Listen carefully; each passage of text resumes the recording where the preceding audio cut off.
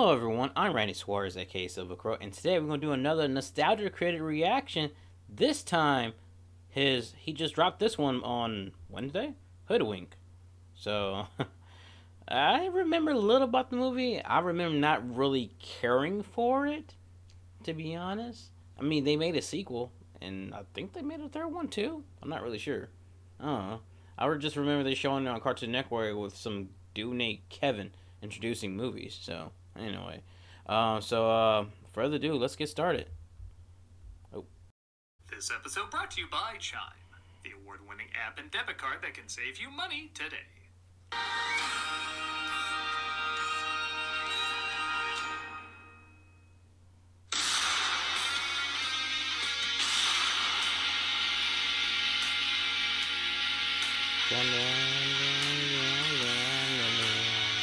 Mm-hmm.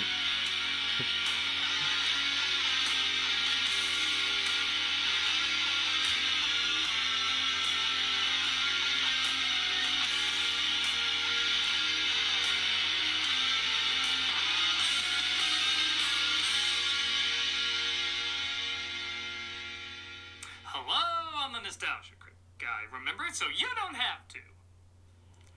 Guess a lot of people have opinions about this.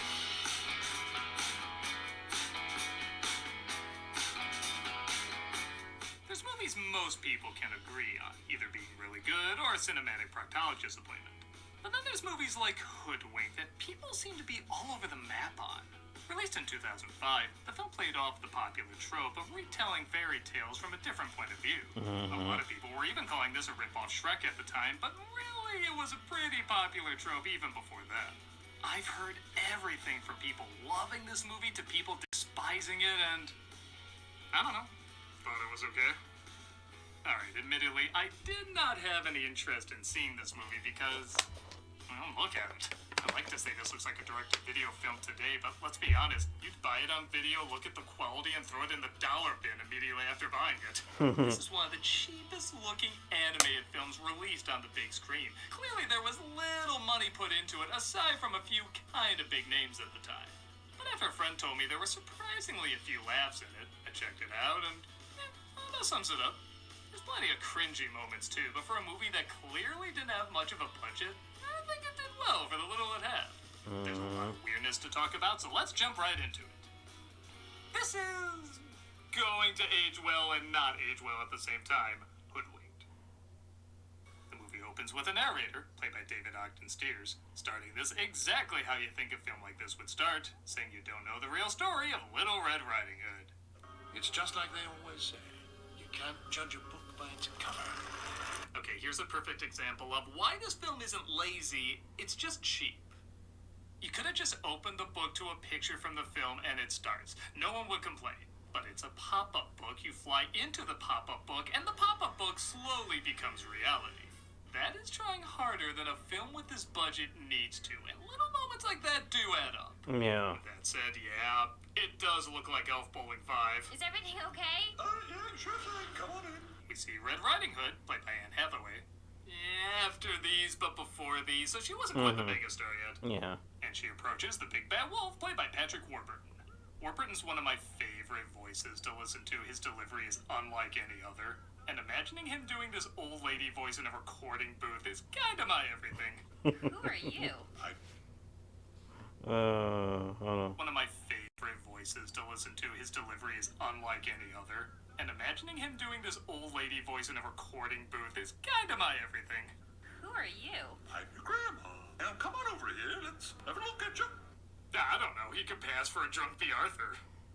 What big hands you have. All the better to scratch my back with. What big ears you have. All the better to hear your many criticisms. That's a really good line.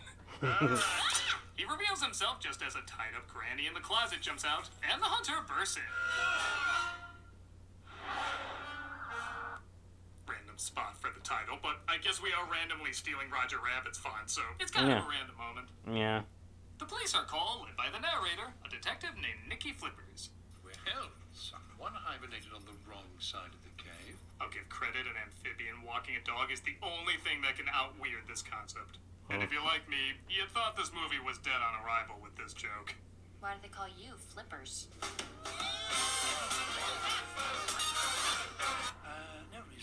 You know the phrase disco's dead? Disco jokes should follow. Mm-hmm. So the film is sort of a play on Rashomon. Rashomon, I don't know, I should let them make the corny jokes. Each suspect is called into a room to tell their side of the story, starting with Red. Here's a story I hope you'll like. Okay, I'm gonna say at the start this isn't a good musical. No. Not because this song is particularly bad, but because I completely forgot this was a musical.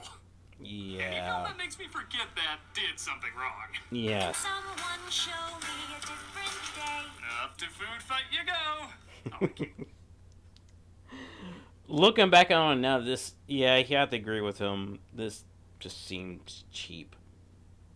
Like, literally cheap. The point that they made a sequel, it's surprising to me. I'd say that their pupils at least move in this movie. Oh, nice outfit. Always red with you. She sees her friend named Boingo, a bunny played by Andy Dick. Remember him from Little Red Riding Hood? He did it.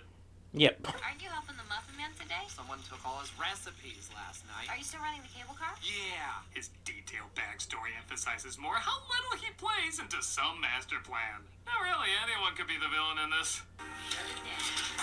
She knows there's a bunch of businesses going out of business because of a goody bandit stealing a lot of places' recipes. Red is afraid her granny, played by Glenn Close, might have her recipe stolen next, but she's not too worried about it.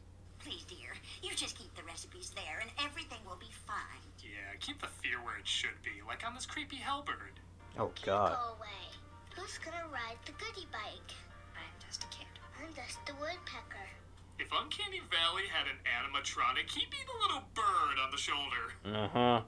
Red decides to take the hidden recipes from her home to Granny's, assuming they'll be safer there, which isn't exactly the greatest hiding place. It's kind of like taking the first drawing of Mickey Mouse from the Disney Museum to Disney's house. I think someone's gonna look there. And she runs into Boingo operating a cable car. They're gonna shut down everyone in the forest if we're not careful. Your hints to him being evil are about as subtle as a guy named Doom being a villain. She lands okay, but she runs into the wolf who wants her recipes. You can't hold on to those recipes forever. My off-screen fall to save on animation can only go so far. But we don't arrest people for being creepy. Yeah, Bruce, know that guy we got in the tank? The creepy one? Yeah, better let him go. Huh, I was wondering why I haven't seen him in a bit.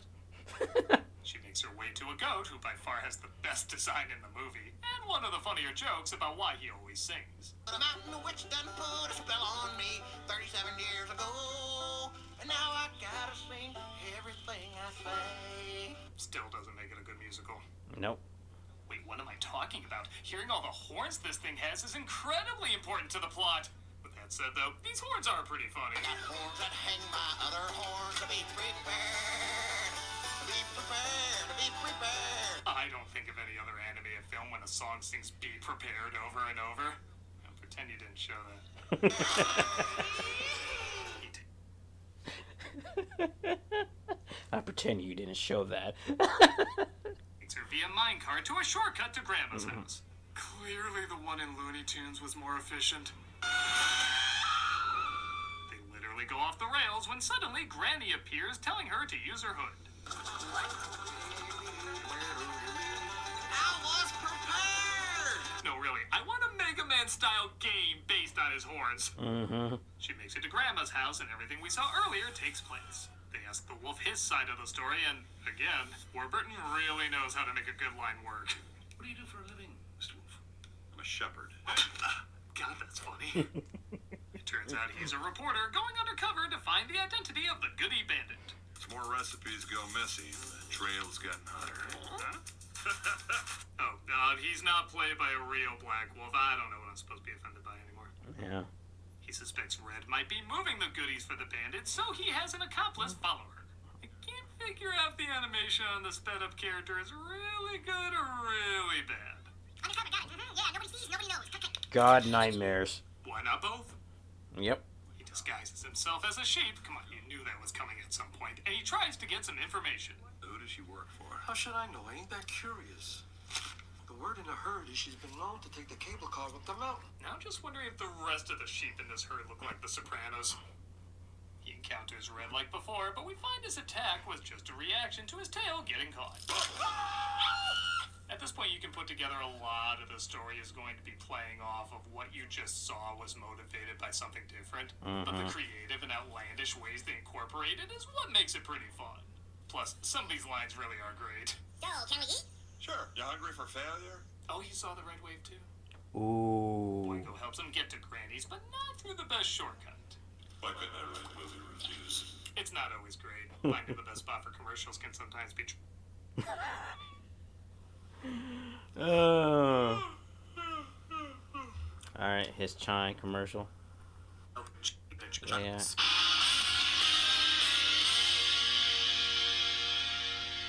The wolf finds his way to the minecart Red was on, but accidentally blows it up. Wow, that's nice and bright. What kind of candles are those? Bean of meat cake. Oh, must be Italian. We'll get enough Christmas story callbacks with this, thank you. They get out okay and make it to Grandma's house where the mask and dress, it turns out, is just merchandise from her being a hit baker. I'm sorry, but this is pretty creative. Is everything okay? Yeah, sure thing. Again, everything goes as before, and they bring in the hunter, played by Jim Belushi, to tell his side of the story. Really? Jim I Belushi? can do the cowboy accent. Howdy, partner. I apologize to the bird earlier. This is clearly the scariest Oh, character in God. the movie. He looks like a killer clown from outer space without the makeup. Paul's Bunyan Cream has the soothing formula. He says he's actually not a hunter at all, but an actor who's auditioning for a Paul Bunyan cream. Arg? What are you, some kind of German pirate or something? Well, look at your tape and we'll give you a call, okay? Thanks for coming in. Have a nice night. Gex was a bitter director after his video game career never took off. He doesn't get the role, so he goes back to his job driving a schnitzel truck. For little girls and boys to eat. Schnitzel Ah! and can serve them quick. So this is an unplayed level of We Happy Few, correct? Yes.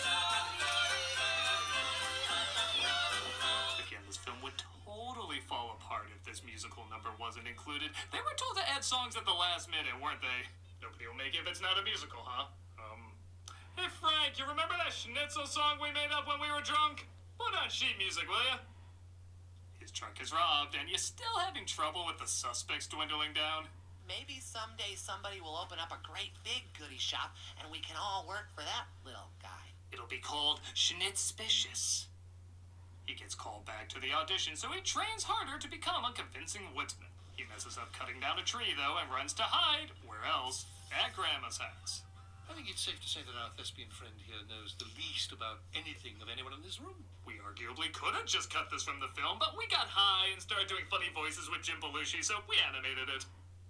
Granny is the last one called in and gives maybe not the best intro line. The only crime I've ever committed is making my goodies unlawfully delicious. Grandma's cookies wishes her goodies were as buttery sweet as mine.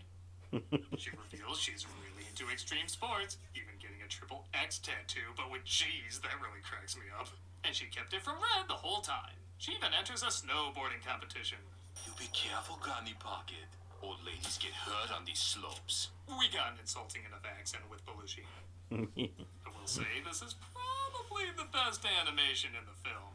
Yeah, it's clearly not Disney or DreamWorks, but there is some real life to it. It has a lot of energy.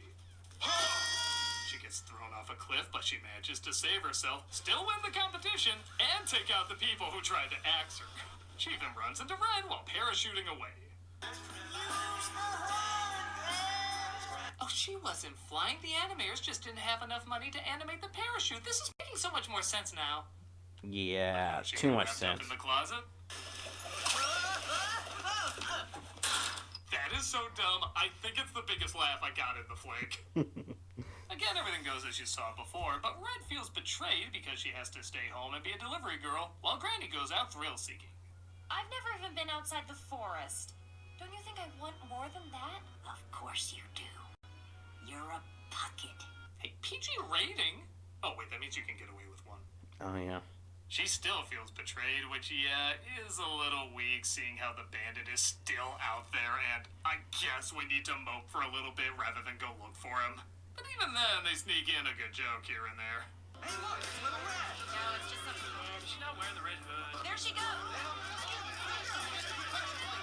Man, this is a place where everyone would fall for Superman's disguise. Yep. She sees someone steal her hood and recipes, and yeah, I love how they reveal this like it's carrots so say. Even the 2-year-olds had this figured out. and bring in a police sketch artist. No, make it a cartoonist. Dude, again, this film's trying much harder than it needs to. Yeah. Another bit of animation that goes the extra mile is when the wolf gives the squirrel coffee to make him go even faster. Go get him, boy. Again, in a film where the big picture looks cheap, the little touches can really save the day. Red follows Boingo to his cable car headquarters, but she gets captured. When you're hopping on down the bunny train. Is this like song 4? How did these leave so little an impact on Oh me? God. As Okay, you yeah. guess, he sings about opening his own business, stealing everyone's recipes, and am I insane, or is that the Dragon Ball Z font? Ha! We don't need to stop him. Japan's insane copyright claims will take him down. Mm-hmm. You've been Oh God! baby. That's the title of the movie.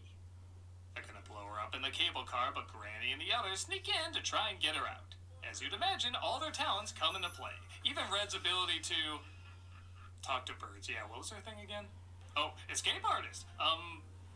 Yeah, sure. We got like 5 minutes left. Yeah. Granny and her get out together, and the bandits are caught by the cops. And you know, how am I supposed to take this line? Not prison. Not for a cute little bunny rabbit. The same way he's gonna take whatever happens to him in prison. Okay, I'm thinking too hard about it. Yeah. Not in that way. Let it go. The same way he's gonna take whatever happens to him in prison. Okay, I'm thinking too hard about it. Not in that way. You were really something up there. I take after my granny. I lie about everything. Like when people ask me what happened here, it's gonna be way different. Everyone has a happily ever after. In fact, they even try to build a sequel around it. There's a lot of stories out there that need a happy ending. I'm part of a secret organization that makes sure that happens. How'd that fare out? Well, this one's okay. Ooh. I guess I can see how someone wouldn't be into it with its awkward animation and occasional joke that misses. And yeah, similar ideas have been done before, but I really do give credit to this film for what does work. Despite the obvious low budget, you can tell everyone is doing the best with what they have. The actors, the writers, and yes, even occasionally the animation. Now, I don't think it's anything great, but there's way too many good things in it to say it's bad. I honestly think it's an okay film for kids that's given just enough creativity and decent humor for adults. I guess people are all over the map with it, but for me, I think it's a good enough time. Yeah. I'm a nostalgia critic guy, remember? So you don't have to. Making my goodies unlawfully delicious. Hey everybody, this month for Cameos for Charity, we're doing Wounded Warriors Family Support. Their mission is to provide support to the families of those who have been wounded, injured, or killed during combat operations. The families of these casualties suffer in many ways, some physically, some psychologically. They offer veteran training to assist in meaningful careers, family retreats, and custom outfitted vehicles and grants to enhance the lives of the wounded vets. Rated a 4-star nonprofit by Charity Navigator, Wounded Warriors Family Support aids veterans and their families in healing the wounds that medicine cannot. So if you want a cameo from me saying happy birthday, congrats, or whatever, click on the link below and know the money is going to a good cause. Or if you're like, screw your face, I would never get a cameo from you, well, consider checking out this charity anyway. It's a wonderful work. I know what? I think I might get a cameo from my birthday. I'm thinking about it. I would love to, but anyway. Organization to donate to, spread the word about, or even volunteer at. Take. All right, that is it for this nostalgic critic reaction video. Man, it's this movie Hoodwink was a lot disturbing than I thought. Remember, because I didn't think it was okay. I didn't think it was good or bad. I thought it was just, because it seemed like they weren't giving their all in the weirdest way when it comes to that movie. So anyway, so like, comment, subscribe to my channel. Like, comment, and subscribe to the channel. Awesome. I will leave the original link to the video down below. So till next time, peace out. Kakui.